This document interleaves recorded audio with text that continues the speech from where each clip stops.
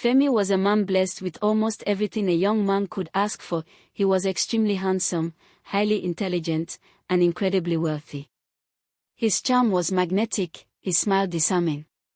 Every girl who saw him wanted him, and every guy envied him.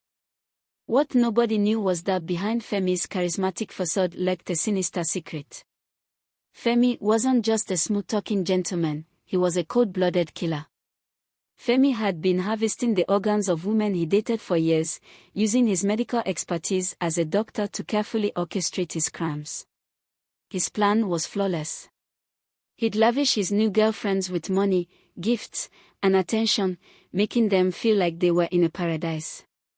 When they least expected it, he'd trap them, butcher them, and sell their organs to Alhaji Musa, a wealthy black market dealer. Each successful deal brought him more money and more confidence to continue his dark game. Femi had a chilling routine.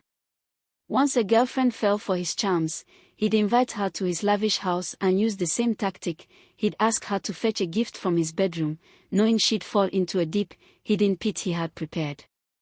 The pit was his trap. It was covered with a rug, and once they fell, he'd stand above them, smirk, and mock them. You wanted to eat where you didn't sow.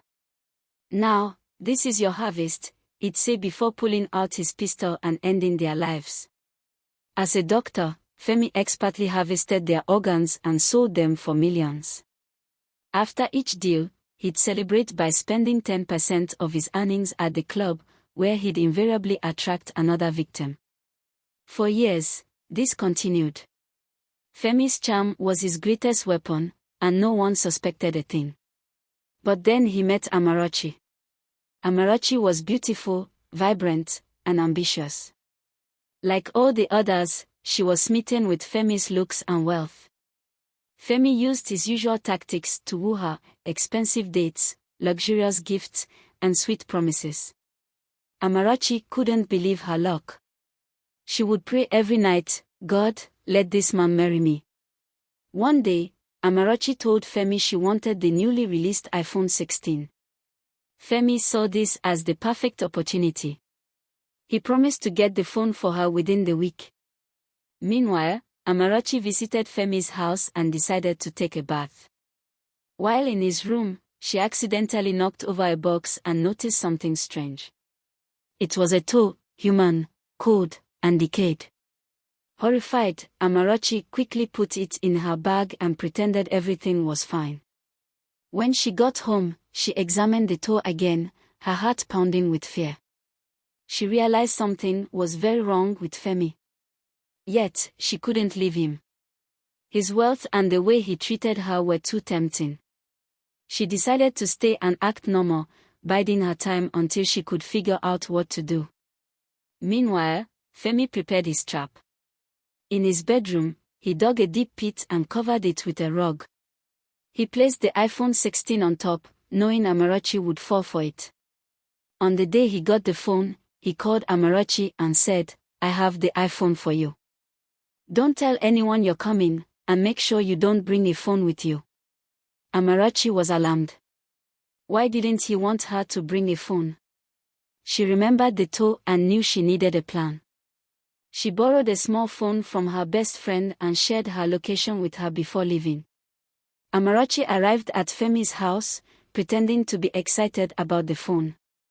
Femi welcomed her warmly, as usual. They sat in the living room watching a movie. After some time, Amarachi asked, "Where's the phone?" "Oh, I left it in my room," Femi said. "Go and get it for me. I'm tired." Amarachi smiled and went to the bedroom. She saw the phone on the rug, exactly where Femi said it would be. She picked it up, opened the box, and admired it. But as she reached out further, the ground beneath her gave way.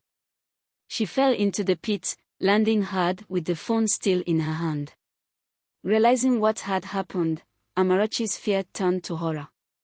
From above, Femi appeared, laughing coldly. "You wanted the iPhone 16, didn't you? You think I'm stupid? Say your last prayer," he said, reaching for his pistol. But Amarachi had anticipated this. She quickly used the small phone to call the police and send her location. As Femi prepared to shoot her, the sound of sirens filled the air. The police broke into the house just in time. Femi tried to escape but was overpowered and arrested. Amarachi was rescued, though she suffered injuries from the fall. The police uncovered Femi's dark secret, evidence of his countless crimes and organ dealings. He was sentenced to life in prison, and Alhaji Musa's operation was also exposed and shut down. Amarachi, though traumatized, became an advocate for women's safety and justice. Her story served as a warning to others, proving that not all that glitters is gold. To anyone who saw him, Femi seemed like the perfect man. But his victims would have told a different story, if only they had lived to tell it. The shadow of his crimes haunted the community for years, a grim reminder of the darkness that can lurk beneath the brightest of smiles. Amarachi's journey from victim to advocate became a beacon of hope for countless women, teaching them to value their intuition and question too good to be true scenarios. Her courage inspired a movement, and the echoes of her strength resonated far beyond her own story. Femi's charm was ultimately his downfall, as it blinded him to the power of a woman's resolve. Amarachi's decision to fight back was not just her salvation but a message to predators everywhere, their reign of terror as an expiration date. Justice, no matter how delayed, is inevitable.